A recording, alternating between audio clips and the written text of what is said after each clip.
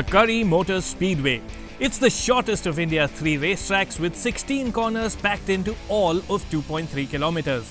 It's also the narrowest of the 3 tracks. Precision driving then is not just the best way around here, it's the only way. The hulking 2.4-ton Audi RS Q8 might appear like a misfit, but race ace Aditya Patel is all geared up to make this 600 HP SUV dance. This is the fastest lap for an SUV at the Kari Motor Speedway. Over to Aditya.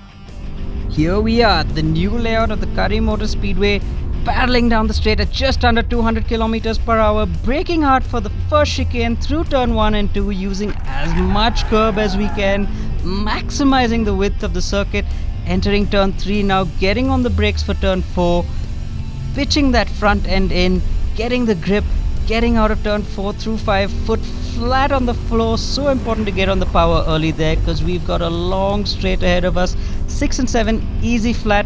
As we now get into turn 8 where we start braking for turn 9, you can see the rear just wanting to step out over the curb on turn 9 through turn 10, getting on the power through 10 and 11 there. As we get onto the back straight, we'll soon enter turn 12 here into 13, using a little bit of curb on the inside and some curb on the outside as well.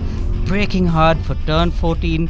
Very important here through turn 14 to be patient through the corner. As you can see, get on the power, get the car lined up for turn 15. As we hit the apex there, one more corner to go. There we go through turn 16 and flat out down the straight, crossing the finish line at the Kari Motor Speedway to set a new record. 1 minute 13.691.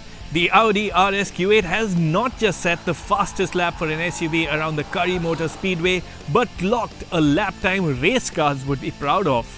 Next stop, the Budh International Circuit. Stay tuned.